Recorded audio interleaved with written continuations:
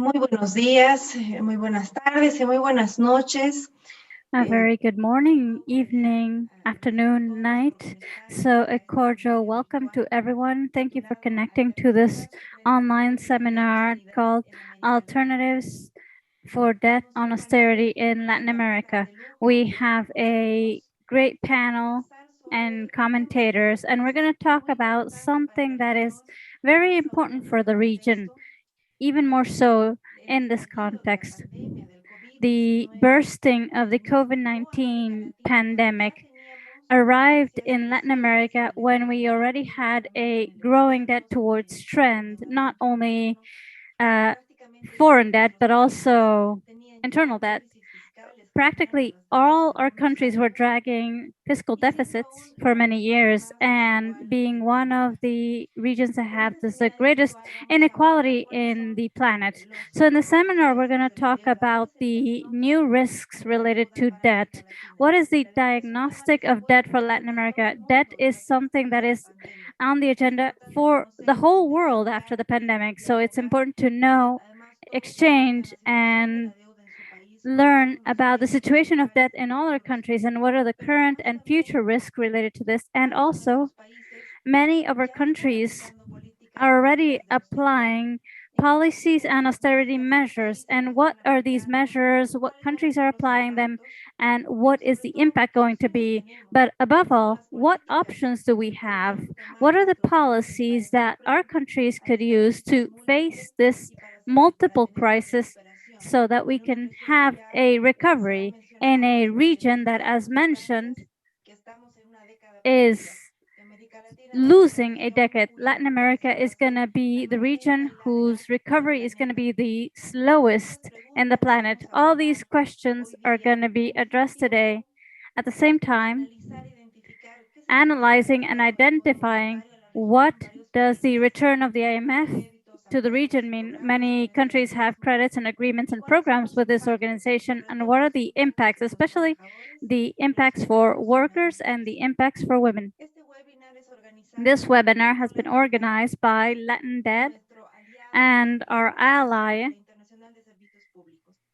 Internacional de Servicios Públicos. This morning, we have great panelists and commentators, as I said, and without further ado, I will begin and I will ask our first panelist, Oscar Ugarteche.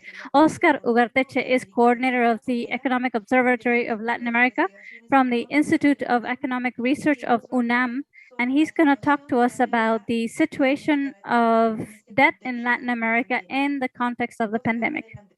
Oscar, go ahead. Thank you. I'm not going to be using a PowerPoint today. I'm going to try to tell you about the outlook that we have. First of all, to have a debt crisis, and one understands it's a foreign debt crisis, there has to be a problem with payments. This is the characteristics of the crisis of 1825 and 1872, Barings, 1990, and 1907, 1929, and 1981 too. There is a high level of debt, a drop of prices in raw materials, rising interest rates, and strangling the payment balance, with a level of debt that is about half of the GDP. This time, we have the highest international reserves levels that have been recorded in history, so there's not a lack of money.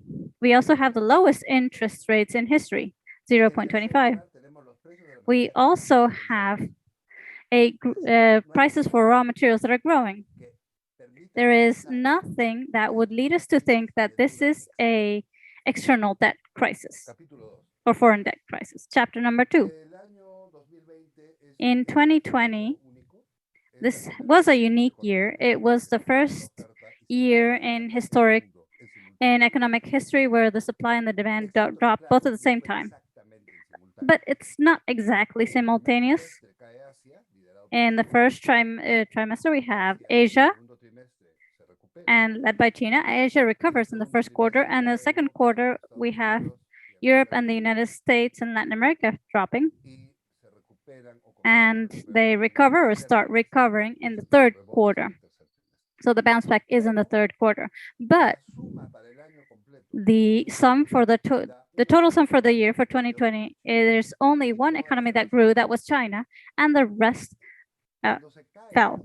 When an economy falls or drops, and in terms of the demand, well, gains or profit for companies drop. When the demand falls, then the value-added tax or sales tax, they drop. So you have a unprecedented drop in fiscal recovery or fiscal collection.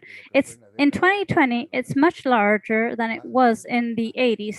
It's larger and it's faster because it happened in the second quarter all at once. And there hasn't been a recovery. I mean, the economic recovery on the third quarter that sort of, it gives you this valley for 2020 does not really drag a substantial improvement in fiscal collections or fiscal recovery. At the same time, and I'm going to talk about the world right now, in Latin America, and on average, governments injected about 5% of the GDP, I'd say, as a parachute to contain the drop of that second quarter and contain the social problems that come along with that. It wasn't a counter-cyclic policy, it was a conventional policy, and it was usually 5% of GDP. In Asia, they did 6% of the GDP, China was 11%, and Europe, on average, the European countries dedicated 15% and the United States 18%. The countries that gained high levels of debt were the countries of Europe and the United States, followed by China. But was mostly internal. And why internal? First of all, because in the 80s, we learned that when what you have is external debt or foreign debt, well, it's terrible. You are subject to international trends. The second thing is the inflation rate in Latin America since the 90s has remained low, and the exchange rates have been relatively stable. And this means that investors that buy bonds, sovereignty bonds, have found interest in buying these bonds from these countries, and therefore the debt has been kept in the national currency, and that's all great. You have the national internal debt, and it's happiness because you don't have an exchange rate, you don't have international problems. But given that fiscal collections fell, what you now have is a problem of how to improve this fiscal collection. We just looked at the social problems in Colombia because of the initiative of a fiscal reform in Colombia, a tax reform, basically. What the first reports say of the first quarter, and this comes from the different governments in Latin America, all of them point out to fiscal problems. And therefore, we need to have greater collections. I have the impression that this is an observation in Latin America, but it's more general. And that is why the Secretary of Treasury in the United States about a month ago, I think April, yes, she said that we need to have 21% level of taxes around the world, corporate taxes around the world, to make sure that companies would not go to other countries so that they could pay less taxes. And she did terribly, went from 21 to 15, and that's below what Europe collects and what United States collected, but above the 12.5 that Ireland had, for example, corporate taxes, again. But if this were to be applied to the world, to everyone, that would mean that the companies that came to invest in Latin America during the 90s to date will have to pay these taxes. And many of them right now are not, because they came here through fiscal concessions to attract investment. And I think this could be a step forward. The second thing is that then you got Stiglitz and Subman, and they talk about the need to have international taxes. And I think that we all agree that there's a very serious fiscal problem, that it's not just a problem in Latin America. There is a general fiscal problem. And it is a good idea. I mean, the idea is, how do you tax financial transactions? How do you tax electronic sales, such as Amazon and others, internet sales in general? How do you apply taxes that are international? And the question is still, who's going to collect that? Because the question of who applies, how do you apply international taxes? This is a question that has existed for about 20 years. And I think we need to find a solution to that urgently. And finally, we have an economic recovery process that is very slow. The International Monetary Fund had the impression that it was going to be a steep V recovery, meaning it was just going to bounce back to the point where it dropped, and almost instantaneously. After a while, they checked things and they said it's not going to be a steep V. It's going to be a steep V for some, but for others, it's going to be a little slower. Our evaluation, after having looked at the weekly growth indicators in Europe, the only data that we have available, because this comes out of the OECD, is that the recovery is going to have a square root shape, but an inverted square root where the left is higher than the right. That means that the economic growth that is coming, when it comes, will be a low economic growth. It's going to be low for Europe, it's going to be low for the United States, and they have a strong bounce back, but I mean, it's going to go down, and they're going to... There are countries that grow a little more. Peru is bouncing back more or less well, but that's just going to last a short time. Then it's going to come down again. Why? Because there isn't fiscal collection. There isn't money for public expenses or expenditure. And this is where we have to think that we have to borrow to make public works, one, or if we need to have some sort of other tax collection so that we have resources for public works, also increase spending in health and education. And now finally everybody recognizes that needs to be done. But the temptations are to not do public spending, but in the drop of collection, apply adjustment policies. And there are certain countries that have been applying them just in case.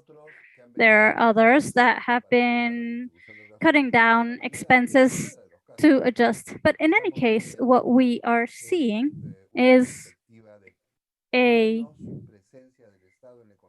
perspective of a lesser or lower presence of the state in the economy in a moment where we need greater presence of the state in the economy. And I think I've said everything with this, and maybe later we can discuss this. Thank you very much. Thank you very much, Oscar. Again, I'd like to welcome those who just connected to the seminar. We have about 250 persons that registered for the event, an event organized by Internacional de Servicios Públicos and Latindadd. Now you have access to the chat, and we have translation towards English and Portuguese. And if you would like to share the content of what we're talking about in this seminar by Twitter, use hashtag Deuda y Austeridad en AL, or Debt and Austerity in Latin America. I'm sure there's going to be many questions for Oscar. So we've also shared the study in the chat. This is a study that you did for Latindadd about the debt diagnostic and the countries that may have a greater risk for debt. We will have later on an opportunity to keep talking. Now I would like to invite our second panelist, Isabel Ortiz. Isabel is the director of Global Social Justice and in an initiative for dialogue from Joseph Stiglitz. Isabel is going to tell us about her most recent study about austerity measures with an emphasis on what brings us here to the seminar, and that is what is happening in Latin America and what are our options? What can our countries do? Isabel, go ahead, please. Thank you very much, Patricia. It's always a pleasure to participate here with you and Oscar. Well, yes, I have presented a small presentation about the global austerity alert that we launched a few weeks ago. The reality, and just give me a second. Let me see if I can share the screen. Just a second. Very well. Do you see it all?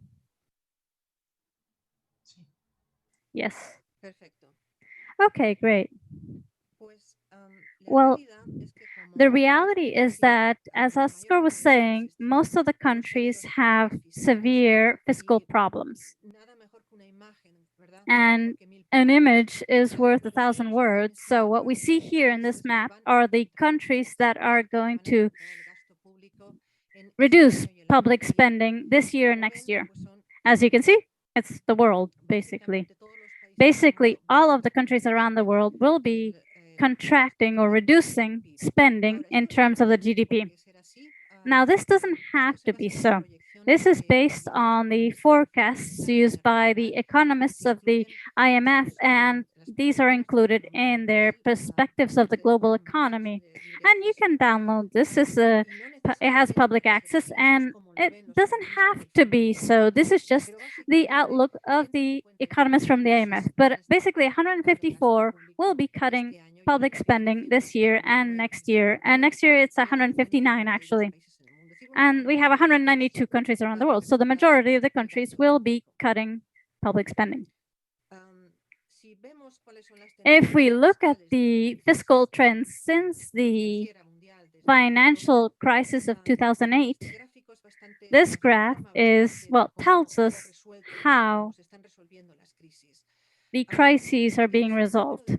Here you have the number of countries that are reducing public spending in terms of the GDP. In the darker color, you have the developing countries, and in the lighter blue, you have the high-income countries. And this is per year. You can see 2008, 2009, and then you see 2020. There's very few countries that have cut public spending because these are moments of crisis where the countries correctly were spending a lot.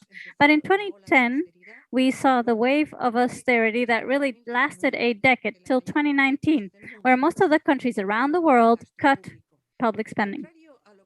Contrary to what was believed or the perception, people thought that austerity was a European problem, but that is not true.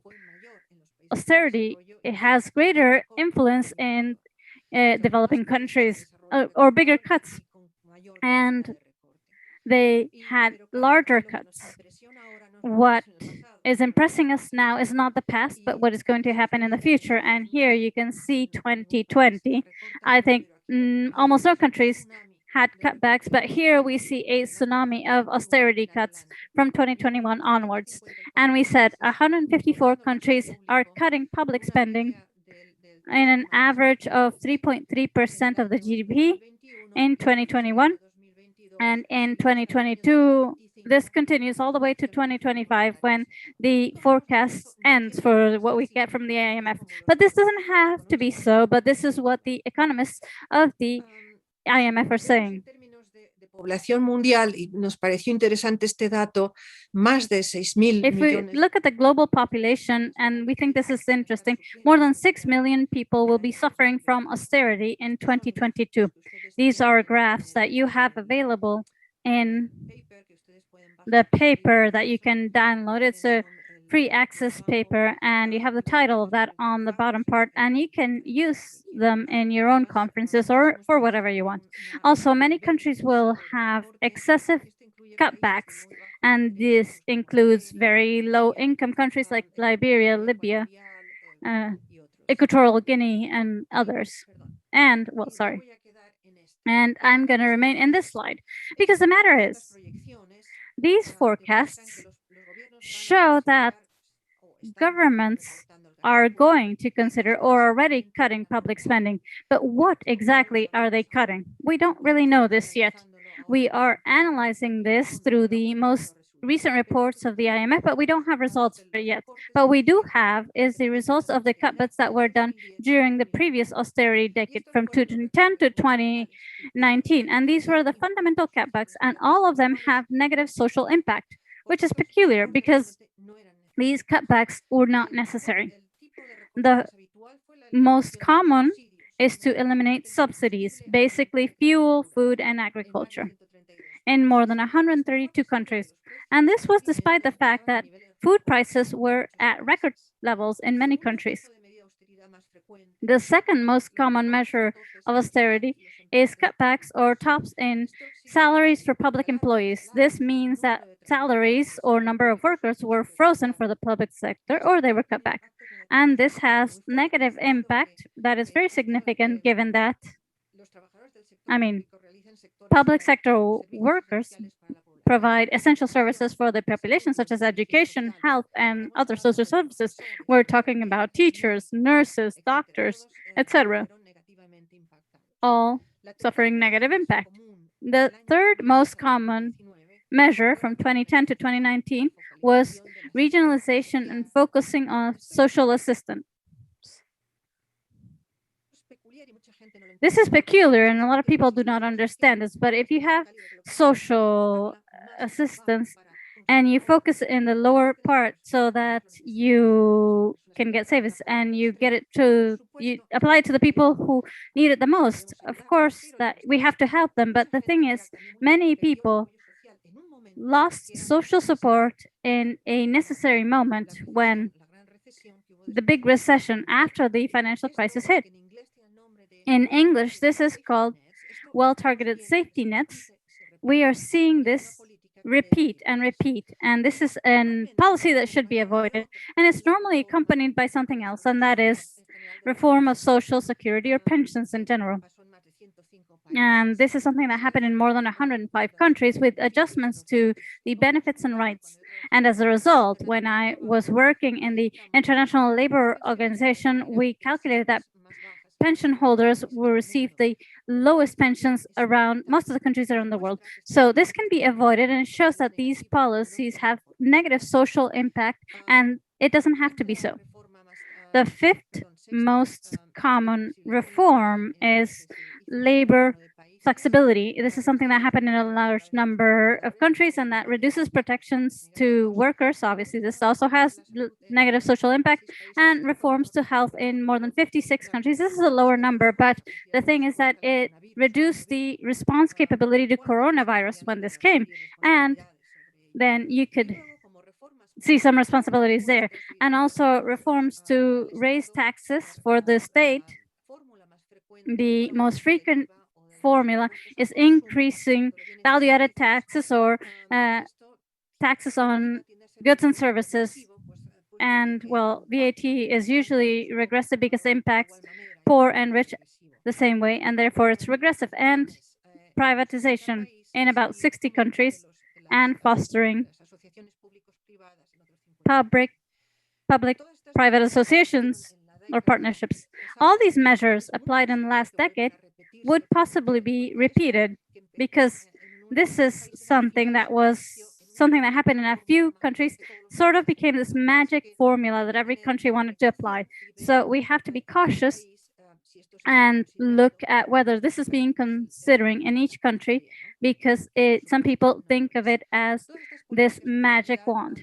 These austerity policies increase poverty and inequality, especially for women, and have undermined advances in human rights and led to conflict. This advance comes from another study that I'm doing, and what we did was analyze the anti-austerity protests in the majority of countries around the world from 2006 to 2020. And what we can see in 2010, there's a great increase in anti-austerity protests, especially because of the negative impact, and not just in Europe, but in a large number of countries around the world. Now, as a summary, the thing is that The decisions on financing and expenditure affect millions of people, and they cannot be taken behind closed doors from the International Monetary Fund or by technocrats in general from the country. It's important to have national public dialogues for this. And these measures are not necessary. In fact, there are many alternatives. Alternatives for financing exist even in the poorest countries. These are 8 measures that could be applied in any country in a greater lesser extent. And this would avoid austerity measures instead of keeping the countries with a very low budget, as Oscar was saying, to trend to minimizing the role of the state because they consider they don't have the possibility to spend. We could, on the contrary, have financing policies to allow us to have a larger budget and comply with all the development objectives that the countries have, and also with human rights goals. And these 8 measures that all countries can apply are first, and the most obvious one is increase tax income. Out of all the taxes that exist, consumption, import, export, extraction of natural resources, the important is to focus on progressive tax, including personal tax and corporate tax. As Oscar was saying, in many cases, these corporations don't even pay taxes, especially in the financial sector. And this is an observed situation for many countries where a person that have a bowling ball in a corner pays more than a bank, a huge bank. And this is absurd. We have a lot of examples in developing countries. For example, in Mongolia paid and child benefit all Mongolian children. There's a small tax to copper export. Brazil had a tax for financial transactions with 15 years, where they paid the extension of Social Security in Brazil until they had a more conservative government, where they eliminated that. But it is feasible and it works. The second option that we have is expansion of coverage and collection for Social Security. And it's important to formalize workers that work under informal conditions with poor contracts, giving them good contracts where they'll have access to Social Security. We have stupendous cases in Uruguay, Argentina, Brazil, and Tunisia. Third, eliminate illicit financial flows. These are illegal, like money laundering and fiscal evasion. Fourth, reduce or restructure debt. And we have successful cases for more than 60 countries around in the last few years. Fifth, for countries that have lower incomes, official help towards development. I mean, there's always some sort of help for development.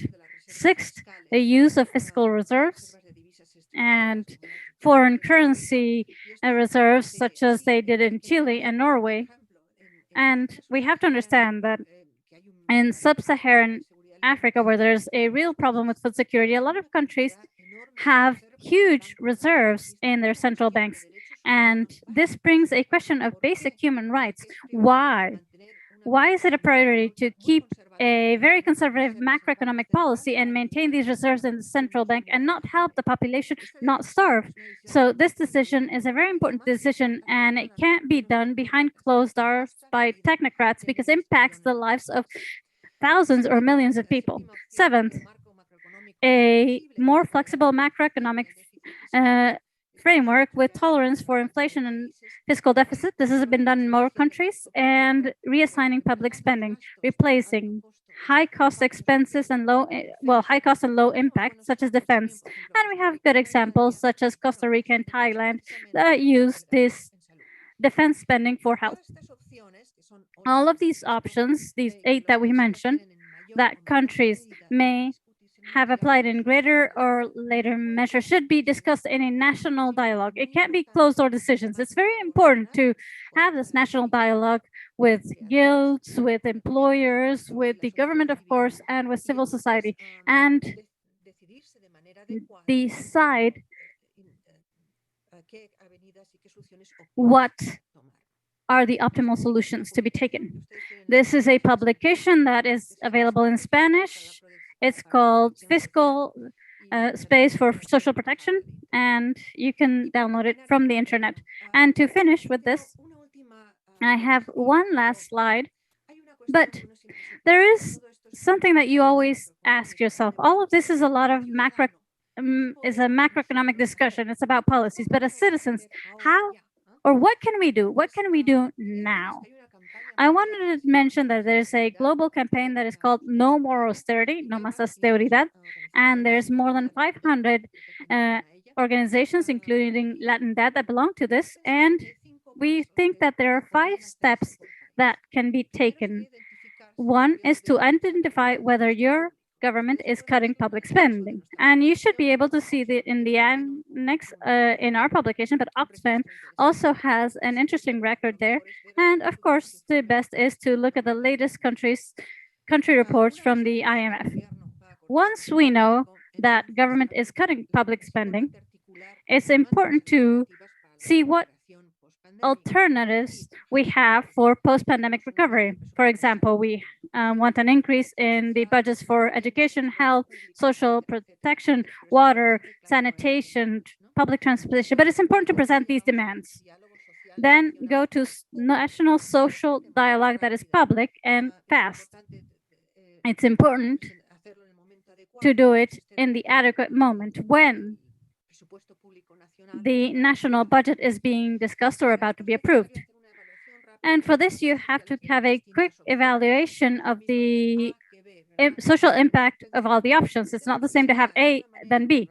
So we have to quickly, and we don't have to have an encyclopedia, but say why this option is better or more convenient for the greater amount of the population than this other one. But in general, we have seen that there are many options. The wisest thing would be to present all the options and see which ones would be the best and which ones would be the worst. And then agree on optimal policies through this social dialogues, through representatives of guilds, employers, civil society, or other interested parties such as the UN or academics such as Oscar that can help us with the social dialogue. So thank you very much for the opportunity to present this and later have the debate. Thank you very much, Isabel, for presenting the concerns about cuts in spending, even more so during the pandemic and during COVID. Thank you very much for all the alternatives that are showing us, they're proposing and bringing to the table. At the same time, for this call to have all the actors in our countries have a role. It's important to be informed and to have a role.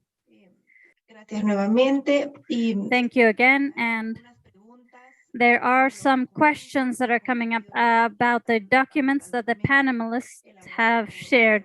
The document that Oscar Ugarteche did for Latindadd. We have also the link for Isabel's document. And next, I would like to invite our commentators. Latin America has a long history of debt. Well, that is part of the history of our countries. And after the last debt crisis that we have in our region in the 80s and all its later impact, not just the debt crisis, but also the solutions that were applied, we have a memory of the impact of those measures. And we see that, again, similar measures are being applied. We have a new debt problem that is much more significant in other countries, presenting some risk in some countries, and the austerity policies that Isabel was mentioning. So what is the impact of this whole situation, the impact of debt on austerity? So now I would like to ask our first commentator, who's Jocelio Drummond, Regional Director of Internacional de Servicios Públicos, organizing this event with us.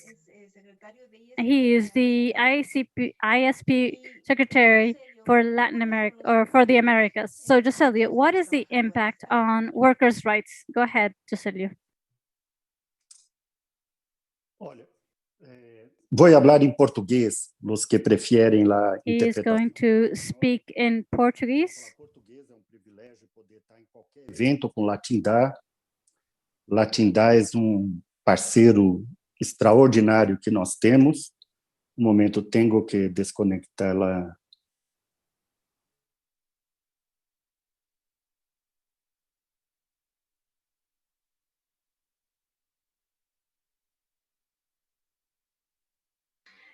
Jocelio, no te escuchamos, está silenciado.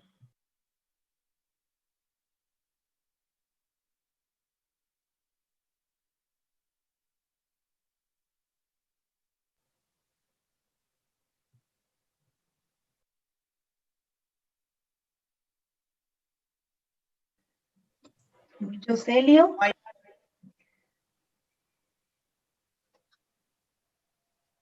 Jocelio, quizá has disminuido el volumen y no te podemos escuchar.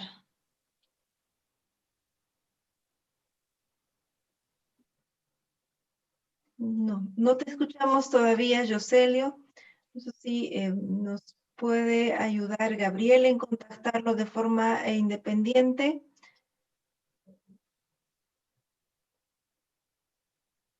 Todavía no te escuchamos, Jocelio.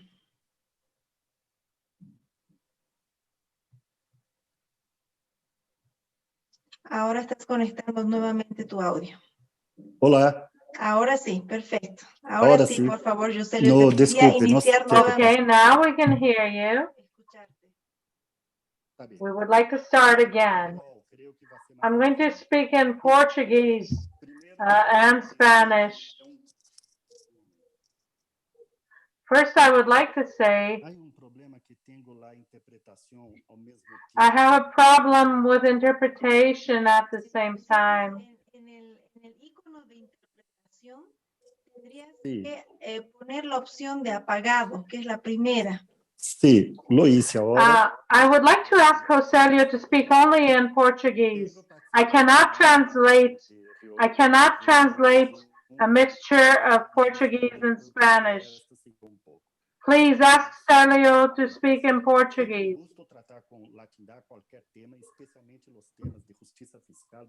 It's always happy to neste painel, especialmente ouvindo conferencistas, painelistas tão brilhantes como os que oímos. Para nós, o tema de la deuda é tema central, porque representamos os trabalhadores do setor público. Please do not speak in Portuñol.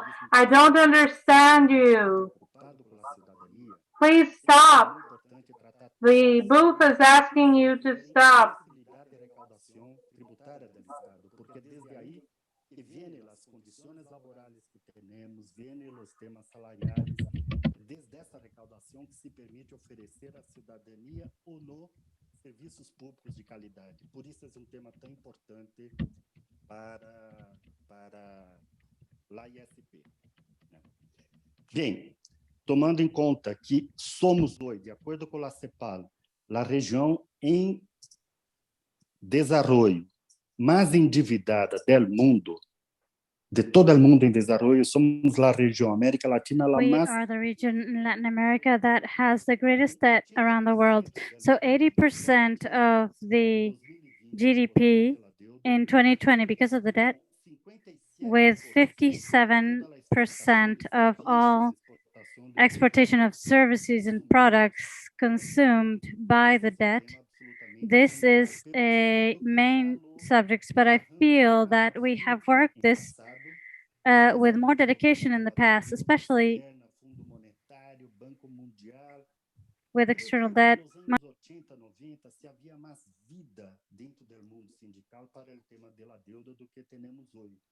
Por isso é importante esse seminário, como que nos resgata a importância de tratar este tema com a devida atenção que ele merece. Ouvindo o que dizia Isabel Ortiz, eu me quedei pensando com uma contradição que vivemos na região. Porque, mira, o que disse Isabel das medidas de austeridade que foram tomadas em las 2 décadas passadas são exatamente as mesmas que se propõem hoje. Se miremos dos conferencistas hablaron, los dos painelistas hablaron, direto ou indiretamente. ¿Qué pasa en Colombia? La principal motivación de todas las protestas, sin duda, fue el tema de la reforma fiscal, que ia pesar mais no bolsillo justamente da população mais pobre com o tema de IVA.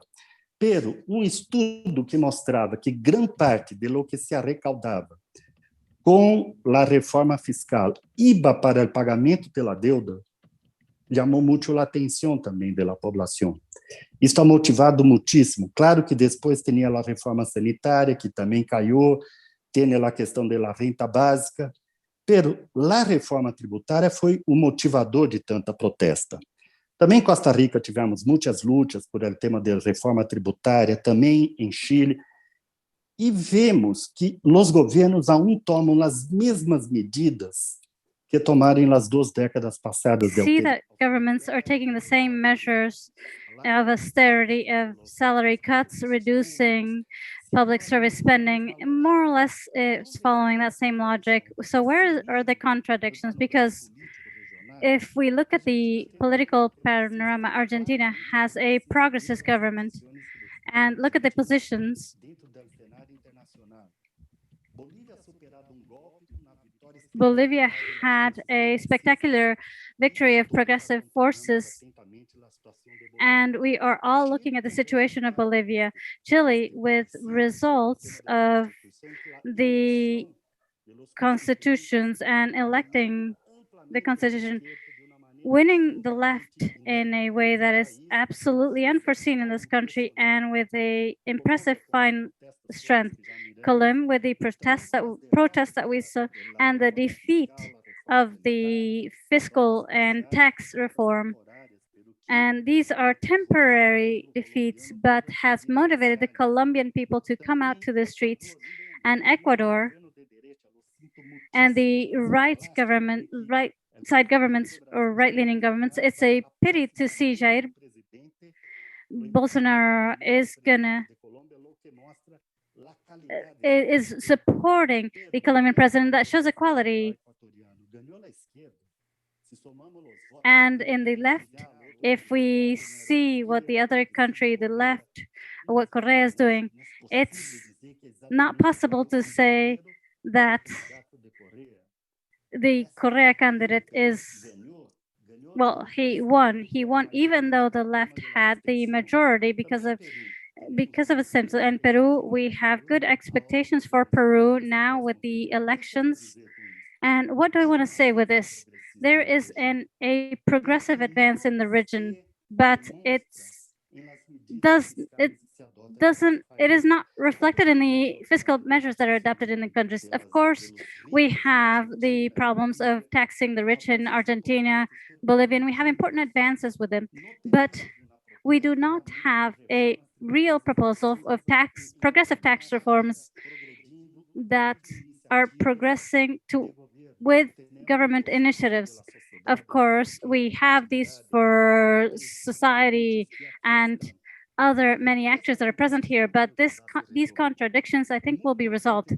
It's very important to, on our point of view, to see the proposals coming from the United States on taxing international companies, and that is going above what was coming from the European Union with the cutbacks. And I believe that this subject of tax reform with the proposal is taking any position. This is a historic or an old discussion that we've had for many years, and this is the international tax reform. This subject that is being proposed clearly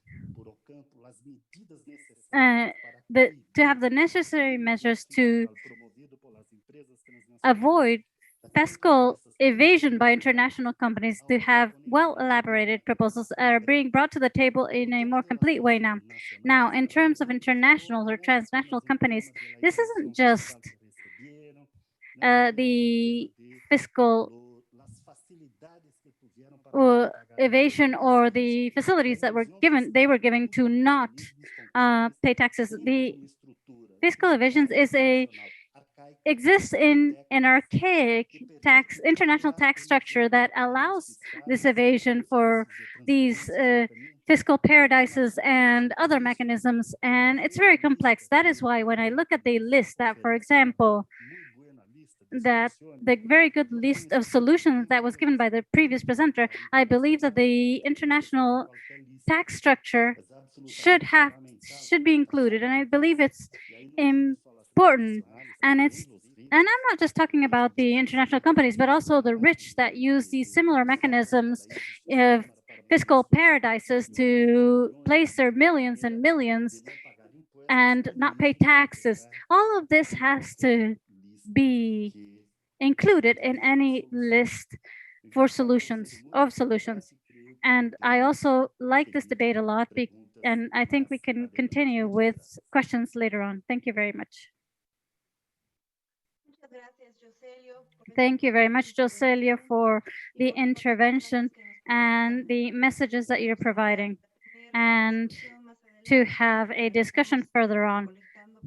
And we are collecting questions. You can write down your questions in this Q&A icon, but we will also have some time later for you to make verbal questions directly to the panelists.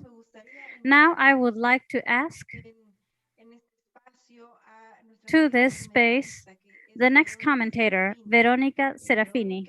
Verónica is our specialist in Latindadd in the gender and economy area, and she is going to share the analysis of the impact of debt and austerity measures on women.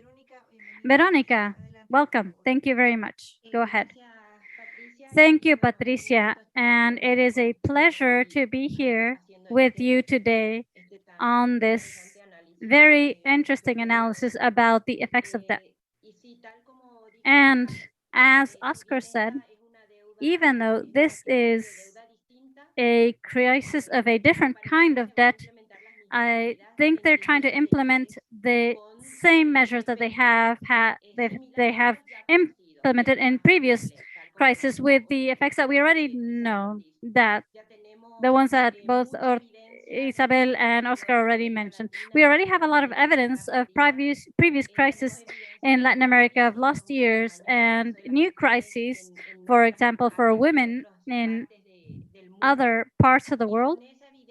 And with this evidence, we can see that there's going to be a differentiated effect, and there's already a differentiated effect for the debt crises in Latin America for women.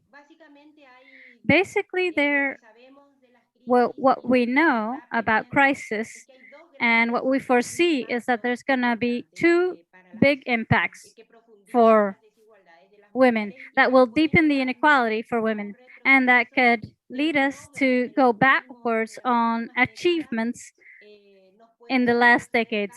This can maybe take us as far back as 2 decades, and this has to do with the negative impact in the labor markets and in the offer of public services. So when you restrict or you limit the roles, it affects women's on two sides. One, well, when there are restrictions, when there are limitations, they have unpaid work and or empirical evidence that is when there is a debt there, it's the women that absorb these work hours in the market, and in the labor market they have to stop working. So, well, they leave paid work to spend more time caring. It also disproportionately affects the work that women do in the public sector, because these cutbacks also happen in the sectors where women are overrepresented, and that is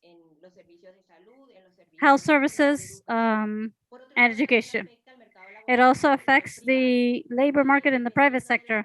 Depending on the branches that women are in, the loss of employment and the reduction of real income means that women sometimes have to go out to work and accumulate a greater load than what they already had, and without or in jobs that do not have the adequate conditions with low income and social insecurity, volatile work, and other branches, there is a reduction of employment in general, or maybe making work more flexible. For those who were already working, the quality of the employment goes down, and those that go out to look for work, they go into worse jobs. And the gaps are growing because there is a percentage in the market that when women go into that market, that income and that employment is complementary employment to that of men's. And in Latin America, a third of the homes has a female home leader and homemaker, and they depend fundamentally on the income of those women. Other areas that have that these austerity or structural adjustment policies have affected have been in food security. Isabel already showed the risk of reducing the support to agriculture, and this is where women are working and using family agricultural production. And when the markets were liberalized, you also had problems in availability of food and relative prices, and this also led to a problem of food security, given that there is dependence of countries in imported food. Another impact of austerity is private debt. So when homes go into debt, and we're talking about homes and women, and they go into a debt spiral that is going to be very difficult to leave behind. And an effect of all of this, is migration. Many women see themselves forced to leave their workplaces, especially rural places, to urban areas, and this brings a lot of negative impact into the homes and for themselves, because they're going to look for employment that is precarious and that is far away from their home. And this is where these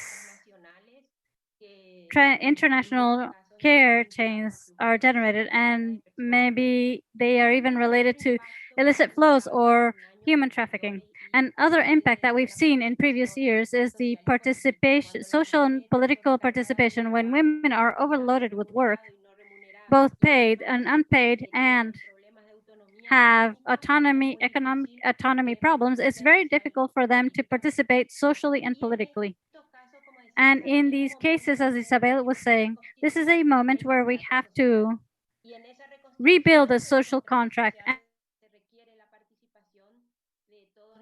We have to have the participation of all the stakeholders in society, all actors in society, and women cannot be absent from that. In general, we can say that the policies that are used to face debt looked at the result of the GDP in economic growth, and inflation rates, and exchange rates, and public deficit. But these are indicators that do not tell us about people's living conditions. These are macro indicators that marginalize real conditions that persons are facing. And from the feminist economic point of view, we're trying to focus on the home and the activities that are outside of monetized production, and look for indicators of persons and their quality of life. The blindness of this economic policy is translated into making women invisible, the ones who are basically responsible of many of the activities that maintain life nowadays. And that is why it's important to bring to the center of the debate in this new social contract the sustainability of life above the sustainability of debt or the sustainability of economic growth that has not led to enough employment or enough quality employment for women, and that has not contributed towards the economic autonomy of women. I believe that it is a moment to talk about new indicators, look at that in a new way, and guarantee that society participates in policies related not just to debt, but also recovery of from COVID that brought a turning point in Latin America, because we already were in poor conditions, and creating doubt about this idea of economic recovery, and that should lead us to reflection that where the role of the state and the global, where we talk about the how the state manages the economy and also global economy. Thank you very much, Veronica, for your analysis and reflection. This is all very important, and many times in public policies, in economic policies, not just in our countries, but at a regional level and at a global level, these are not considered. These are not economic policies that are focused on reducing inequality or poverty.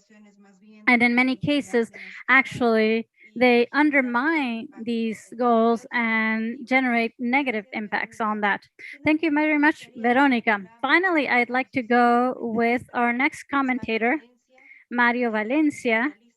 He is our economic analyst in Latindadd, and Mario did a recent analysis that will be published soon, and you will have access to it, about what does the return of the International Monetary Fund to Latin America mean, specifically in the last few months and because of COVID in our region. So what are the agreements? What are the programs? And what is the impact that we are already seeing in some countries that have had a closer connection in terms of agreements and programs with the International Monetary Fund? Thank you, Mario. Go ahead. Thank you very much, Patricia. And well, thank you for the invitation. And I'd like to thank Oscar and Isabel for sharing their analyses that are also part of the input that we use to build all of these elements that are now landed in Latin America.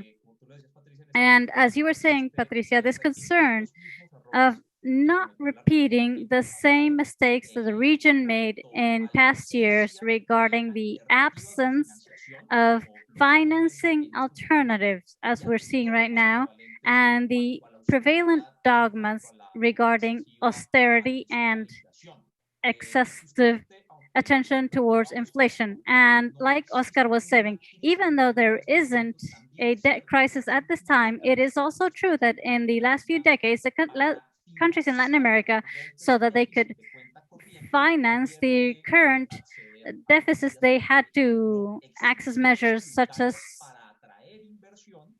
tax exemptions to attract investment, and greater debt that we can see here also meant aiming more resources in the budget to service debt, and this meant that these resources could not be used for productive diversification that is so necessary for the countries in Latin America, and also imposing a fiscal limit for the countries in Latin America so that these investments could go towards that productive diversification.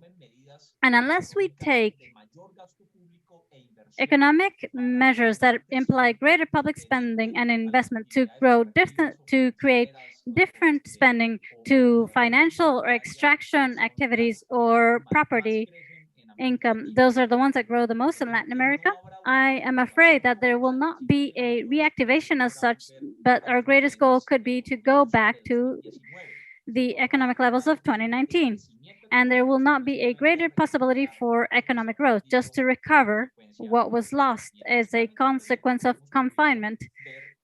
Finally, what we have seen is that the actions of the IMF have followed the same scheme in offering greater debt to the countries, but accompanied with fiscal austerity recommendations. Even so, the possibilities to access financing for middle-income countries, as we are seeing in this data from the IMF, has practically disappeared in terms of the fiscal support for response to COVID. This is something that comes up in 2022, whereas in high-income countries, it keeps these levels of fiscal supports to response.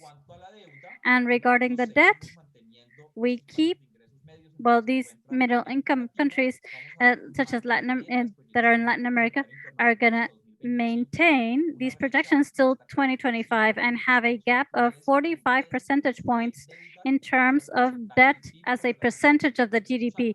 And this is compared to high-income countries.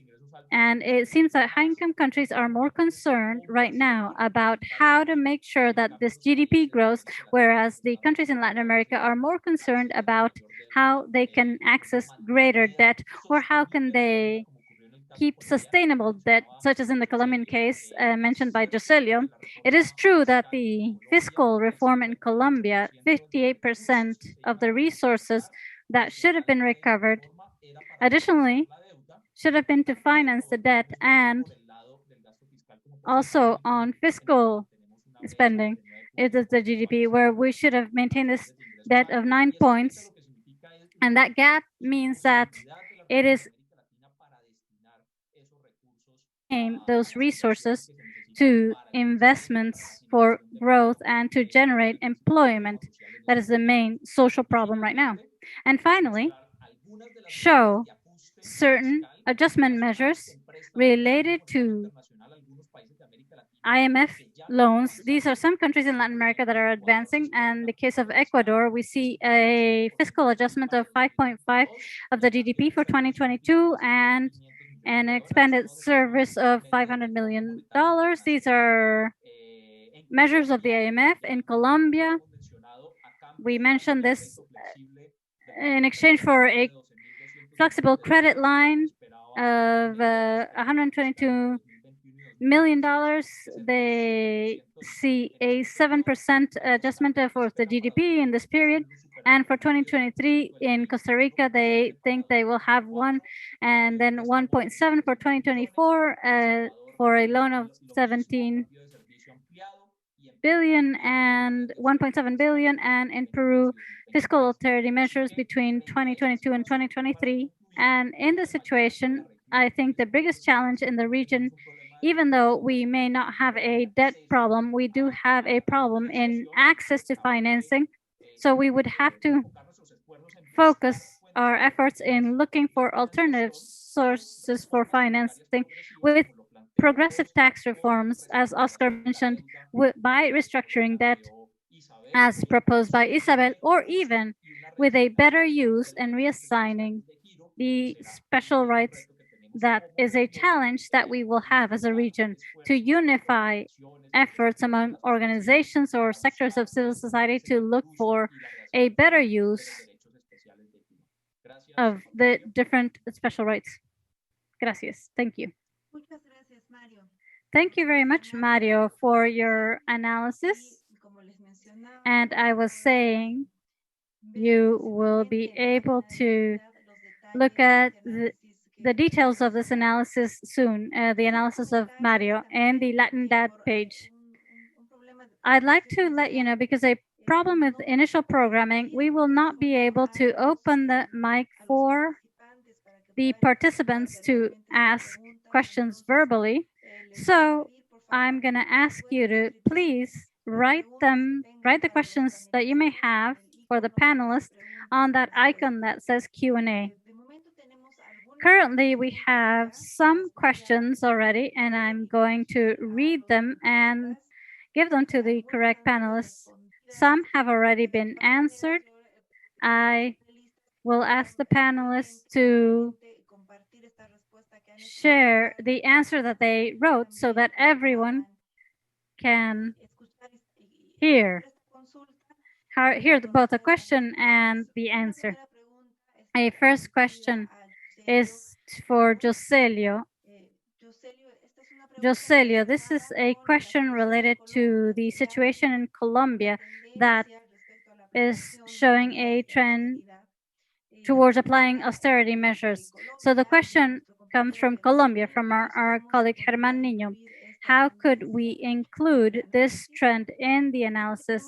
And then we have other questions for Oscar Ugarteche related to the management of the monetary policy of the Fed in the United States and in Europe for the central bank, and not just to recover financial systems in crisis, but also to invest on the debt, on government debt. So, Oscar, what do you consider of what do you think of the financing options for developing countries? And a question about how all of this analysis relates to analysis about corruption and impunity. This is a question from Honduras. So now we will start with Jocelio and then go to Oscar.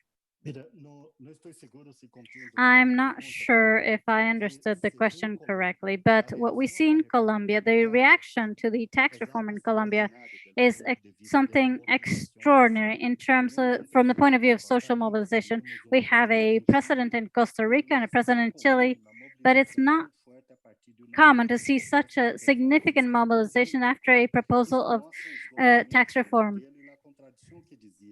This is a contradiction of the model, despite the fact that all of Latin America shows that there is exhaustion of the exploitation of workers in each one of the countries. They keep proposing the same old things, but now they're seeing stronger reactions. So how to mobilize as fast as they did in Colombia? I don't know. I would apply that to my country. We need that same vitality that they have in Colombia right now in Brazil. And we will surely get to that. There is no doubt, because that is the trend.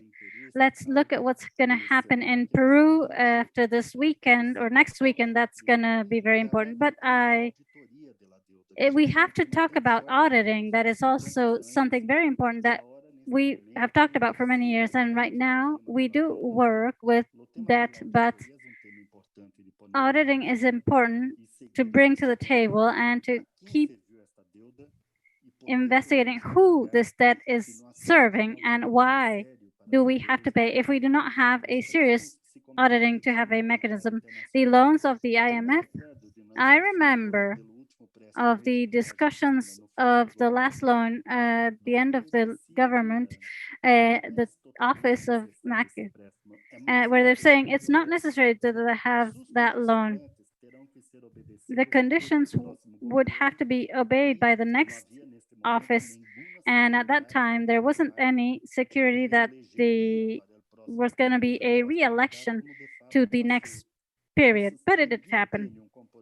So it does have a right component from the right. When they feel that things are going to change, they use loans as conditionals or limiting agents for a future progressive government. But auditing of debt is something that should be brought to the table because it's absolutely necessary. Thank you. Gracias, Jocelio. Thank you, Jocelio. Oscar, if you could very briefly answer the questions. And Oscar, your mic is off. So the question about central banks, I think that is a necessary and correct question. Why can they do what we can't do? That is a question of the million-dollar question. But the fact is, the quantitative easing policies and the lax monetary policies that we've seen in Europe and the United States cannot be applied in the same way in Latin America. Basically, I would say because of ideology. I mean, there is a ideological and theoretical vision of how a monetary market works and why we have one goal of inflation rate. Inflation is that one goal of inflation control. And this is where the central banks cannot buy public debt. This was forbidden. I mean, it's written in when the central banks are made autonomous after the 90s, there are legal restrictions for central banks buying debt. Now, having said this, in a conversation with high officials from the IMF a few weeks ago, referring to the special rights, and when I said, what do we do with these? Are those going to be useful for, what do you do with this if it cannot become national currency? They said, well, there's always other possibilities, and that is true. The central bank can buy public debt from secondary markets, and that can allow the central government to do greater investment in bonds and finance what they need in longer time frames and lower rates, interest rates. So we have to do fine-tune management, but central bank is not going to, well, unless you change the laws for central banks, will not be able to finance treasury directly. And that is a very serious limitation. Now, related to corruption, there's corruption and then there's corruption. There's Fujimori, states like Fujimori's state, where the whole state was a state that was working to allow the transfer of public resources to private pockets, a few private pockets, to be sure, that when that ended up bursting through the Odebrecht case, we saw that it was more complex than that. It wasn't just that the state or the public official, a few public officials were hiring international companies receiving a personal benefit as an exchange, but that benefit that they're receiving is not a payment, this little bribe. The public official becomes owner of owner of a construction company.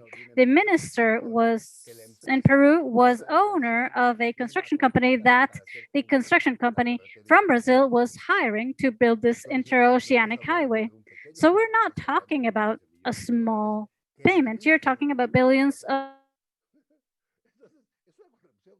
So, I mean, it's a very fine-tuned process, but all of this has to become public. And the way that we did it in Peru, through a special investigative commission in Congress. And this is where we reviewed everything related to the privatizations, everything related to the highway and ports contracts between 1990 and 2001. Well, that's where things came to light. Now, once you identify this and you know how it's working, well, it's different to talk about prosecution because the story is, well, I mean, Spain has a classic case. They just discovered that the construction companies in Spain are doing the same that Odebrecht did with Graña Montero and so on. And that's how they're working. But the thing is, bringing them to justice or jail. These are citizens that usually buy high-level magistrates, judges. They just buy the judges, $10 million or $50 million. We're talking about billion-dollar contracts. So then the question is how much you pay the judge.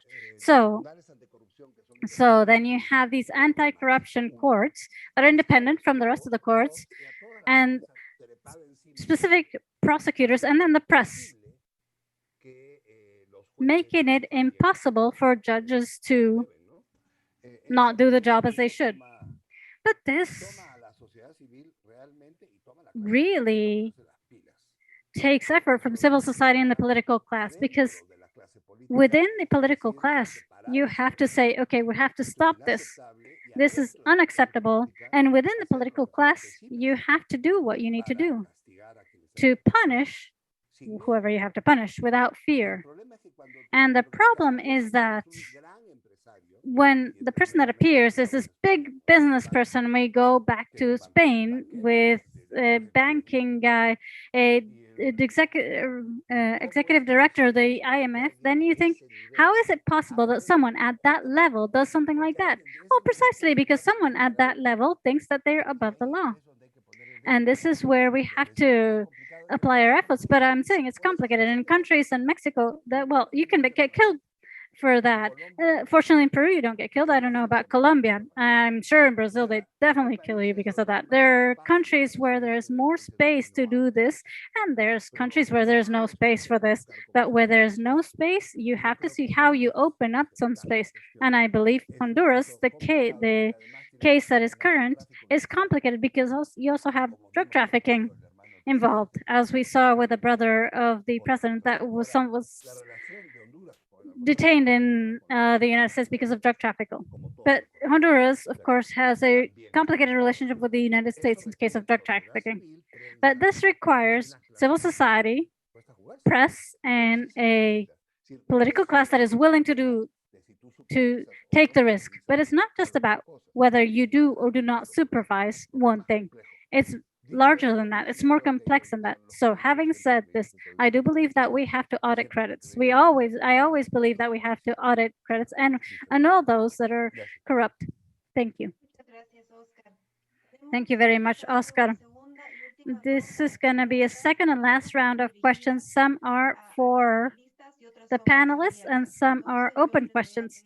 So I'm going to ask the panelists to answer the questions, and I'm going to ask everyone to give their final message. So we have one question for Oscar from Nicaragua. What are the challenges for Latin America and the Caribbean regarding the lack of payment capacity in terms of accumulated debt? And is it possible to cancel debt in countries of Latin America and Central America, really, that have been hit by the pandemic and by hurricanes recently? I also have a question for Isabel about formalizing informality. And this is a sector where women have a large participation, and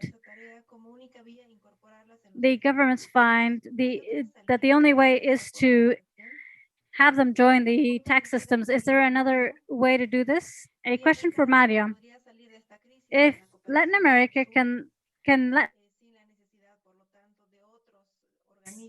crisis in with a South-South cooperation, avoiding mechanisms such as the IMF and the World Bank, and what would be need for the region to not have to involve these external actors? And we have open questions. What would be the alternative to increase income to able to respond to social issues without sacrificing spending? And another question about Brazil. Brazil has a novelist mechanism that puts a roof on social spending for the next 20 years, but it's not the payment, a ceiling or a top for the payment to debt.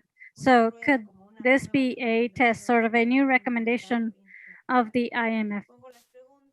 I'm bringing the questions, and I thank you again, and I ask you to all give us a final message.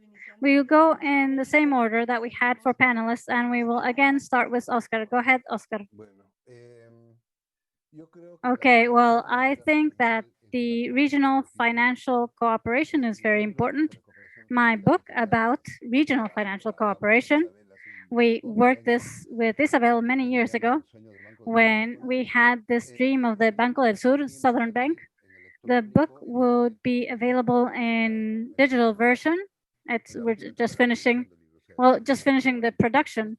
I mean, we turned it to publishing. I don't know how they do it exactly. It's electronic now. I don't know.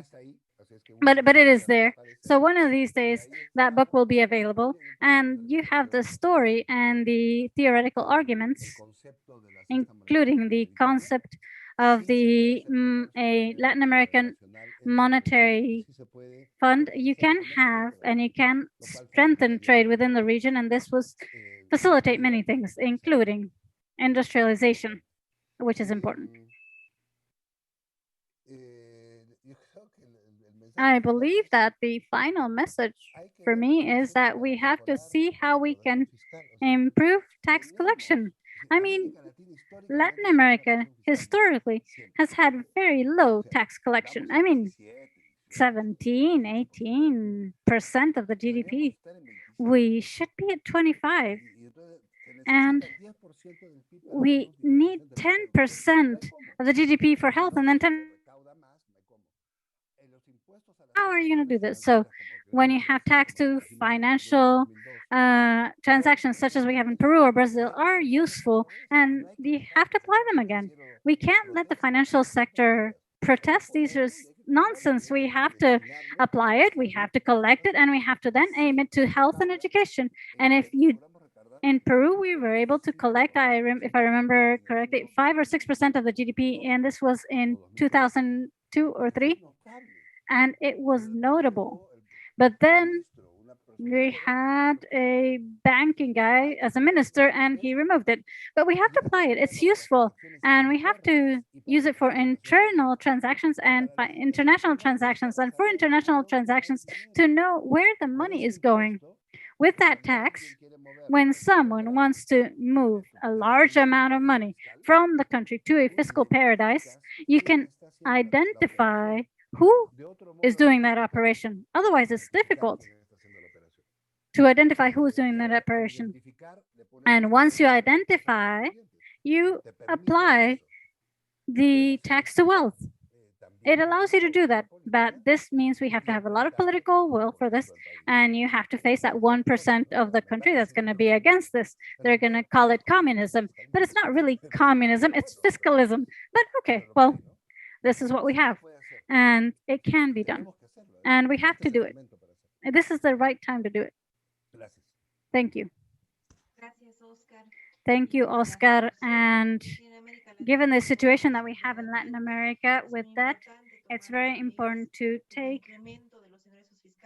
measures to increase financial transactions. This can provide sustainability to the social policies of our country. Isabel, go ahead.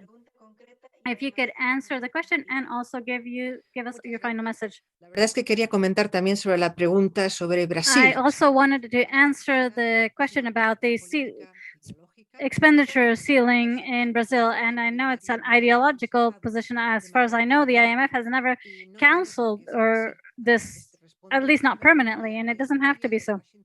This is an ideology of the Washington consensus to maintain the state at a minimum level and to think that the private sector will respond and provide all the solutions for society. And this is not a correct ideology. It's not how you do public policies. You have to look at the needs, and then you have to establish budgets and programs to be able to provide resources. And now, regarding resources, in all countries, there are different options. I mentioned 8, but again, we can think of more.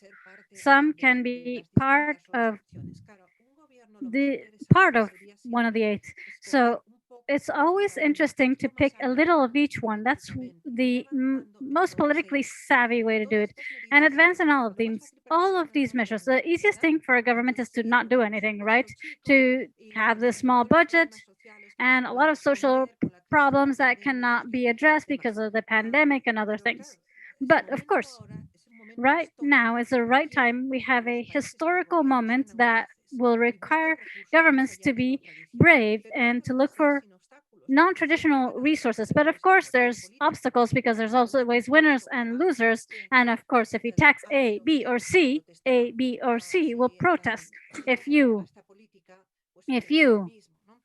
apply this policy, you could have the same happen. So the wiser thing is to really start digging these fiscal spaces for the different options.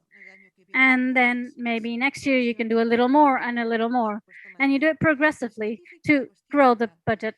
And now specifically for formalization, the objective of formalization is not to collect more taxes, actually.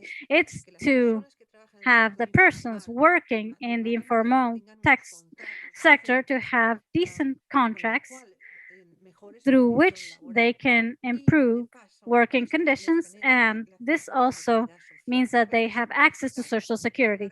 Maybe a simplified version, but the region has stupendous examples and the world looks at these examples. The case of the mono tax of Uruguay, the simplest case in Brazil. These are formalization of an informal sector through simplification of taxes that, well, I mean, these are very successful and other countries copy. If I have to give a final mention is that austerity is not necessary. There are alternatives, and I think this is very clear. We should all leave with this idea today.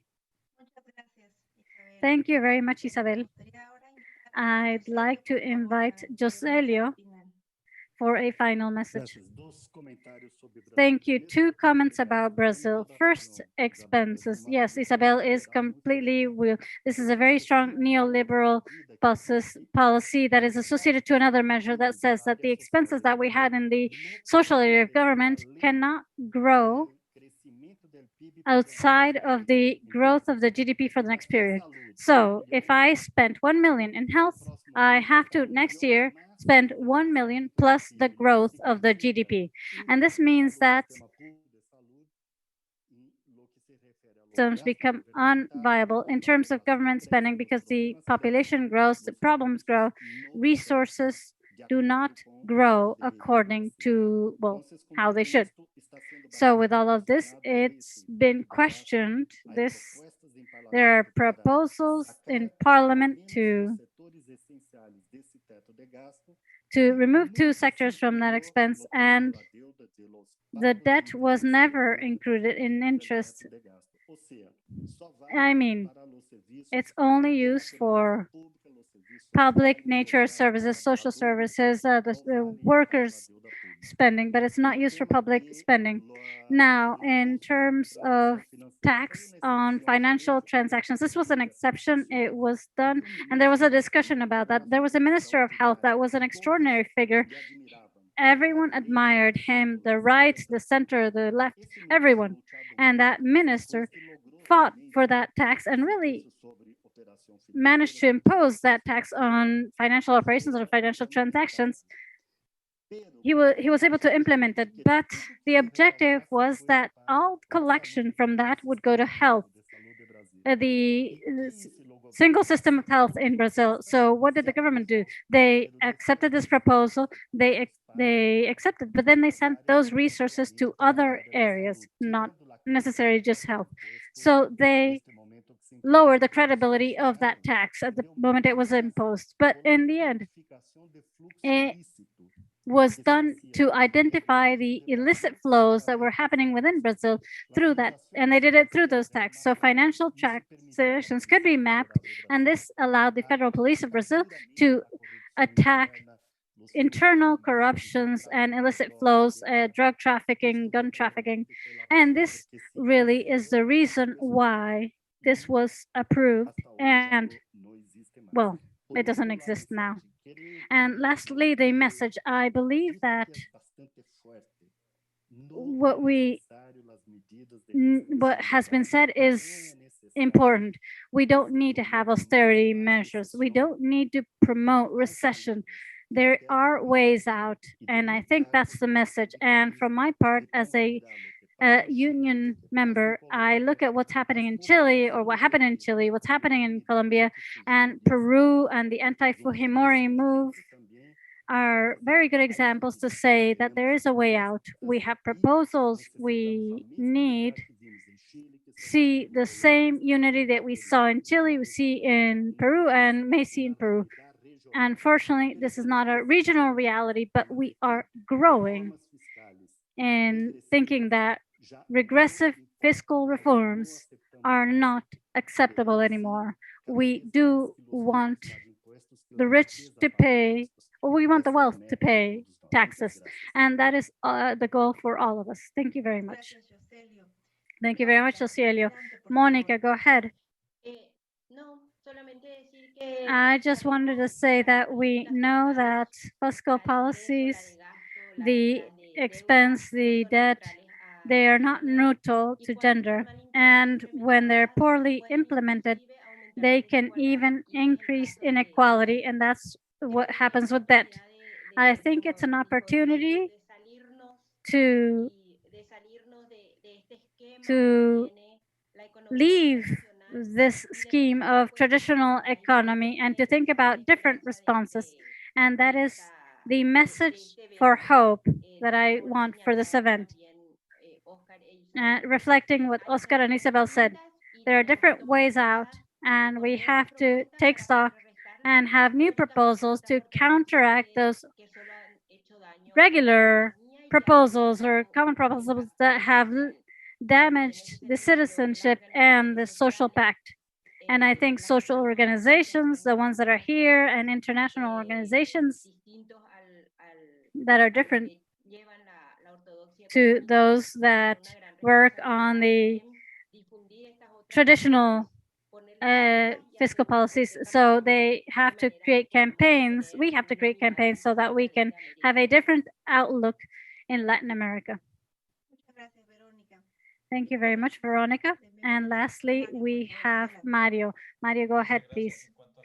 Thank you. Regarding the question about the South-South integration, I believe that the current crisis is showing us that this is the necessary moment to look for greater integration processes for countries of Latin America. And unfortunately, the political processes in the region are showing us a different reality. We're seeing this from the organizations of civil societies, different sectors, guilds, unions, and political sectors to look at the need for integration that could address several levels of the necessities or needs in Latin America. But I think on one hand, it's necessary to work on closing that gate of the escape of capitals towards fiscal paradises. There's a huge amount of resources that are being lost in the region, and these are resources that should be part of the investments that governments do to reactivate the economy. And now we also have campaigns in the region to promote taxing wealth, and I think we need to strengthen those ideas. And finally, what I already mentioned in my presentation, which is the efforts that we have to make as a region so that this vision that we have from the is not left in international reserves. The region does not have a problem with international reserves, except for a couple of countries, maybe Argentina and the Dominican Republic, that may have problems with the reserves, but the rest of the countries in Latin America do not have this problem. So we have to make efforts so that these resources are also part of public spending. And also with what Isabel and Veronica mentioned, the world has shown us that the possibilities to reactivate the economy go in great measure through more active interventions through governments, and the countries that are reactivating is because they've had these public interventions. So I have to break through these ideologies of not being able to do this, that you have to maintain this fiscal rule and fiscal austerity, because this is only going to lead us to the social conflicts that we are experiencing, at least in my country. It's precisely as a result of failed dogmas. Thank you very much, Mario. I'd like to remind you that all of you have access to the recording of this online seminar. This will be on the page of Latindadd. If you have questions, other questions that we were not able to answer or you were not able to ask, please write to Latindadd and Latindadd at latindadd.org. As always, we are run out of time to discuss these analyses and proposals, but we're leaving you with some messages. Amongst them, debt in Latin America is not the same debt that we had in the last debt crisis of the region. It's not an external or foreign debt crisis. We have internal or national debt problems and fiscal problems that are exacerbated by the crisis that we have right now. We need access to concession resources and we don't have access to them as middle income countries, the alternatives of using special drawing rights, but also for certain budget aspects, as mentioned, we need to increase tax collection. And in this seminar, we've talked about the different options and the experiences that other countries have had. And as we say in Latindadd, we need to change the rules. With these current rules, it's not going to be possible to get out of this crisis and talk about recovery in a moment that is one of the worst crises that we've had in more than 100 years. And so I would like to say there are alternatives to austerity. Thank you very much, everyone, for having connected and participated in the seminar. I'd like to thank our panelists, Oscar, Isabel, Jocelio, Verónica, and Mario, for their important participations and inputs. I hope everyone has a happy day. Take care. Take all the necessary precautions because of the pandemic. And we express our solidarity to everyone from Latindadd and the Solidaridad de Servicios Públicos. Thank you very much. Thank you.